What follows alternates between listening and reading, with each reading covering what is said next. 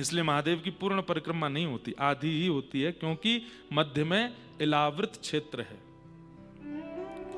तो सुद्युम्न घुड़सवारी करता हुआ अपने समस्त सखाओं के साथ में जैसी कैलाश के निकट जाने लगा, सखा चिल्ला रहे वहां मत जाओ, लेकिन नहीं माना।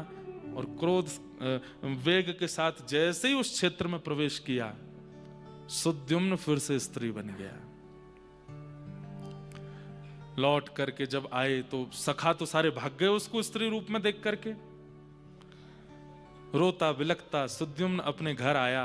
सत्यव्रत राजा ने देखा ये कौन स्त्री है, और जैसे ही देखा तो मुख तो मिलता था सुद्युम्न से, लेकिन केश बड़े हैं और आकृति कुछ बदल गई।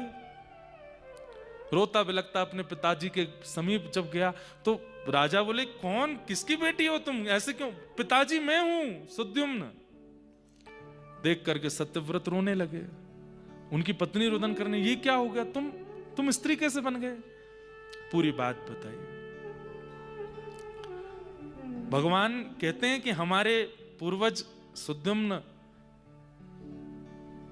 इनका फिर से नाम इला रख दिया, जो इनका बचपन में नाम था, क्योंकि पहले स्त्री थे, इसलिए उस क्षेत्र को इलावृत क्षेत्र कहते हैं।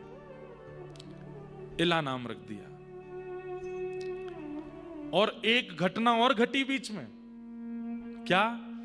जब ये स्त्री बन गए थे तब चंद्रमा के पुत्र बुध, उन्होंने जब इनको देखा तो इनसे उनका स्नेह हो गया, और स्नेह के चलते उन्होंने इनसे विवाह भी कर लिया।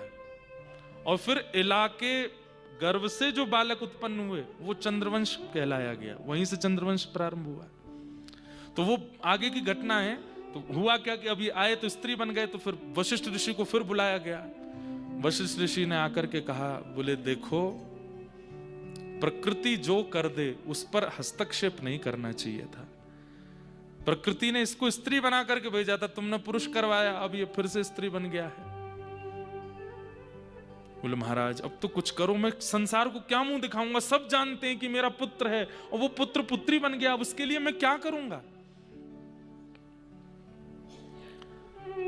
तब वशिष्ठ ऋषि बोले, देखो अगर मैं इसको फिर से मंत्र शक्ति से पुत्र बना दूंगा तो फिर शंकर जी के द्वारा प्रभावित